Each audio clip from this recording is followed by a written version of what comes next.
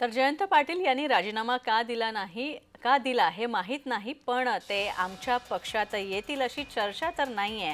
अजित पवार यांनी जयंत पाटील यांच्या राजीनाम्यावर भाष्य केलेलं आहे.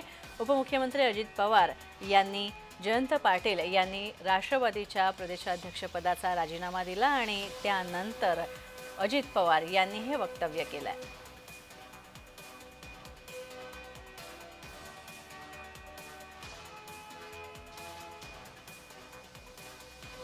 तर राष्ट्रवादीचे प्रदेशाध्यक्ष पदावरून जयंत पाटील यांनी राजीनामा दिलेला आहे आणि शशिकांत शिंदे यांची वर्णी लागलेली आहे. तर जयंत पाटील हे कदाचित अजित पवार यांची साथ देणार असल्याची सुद्धा चर्चा होत होती.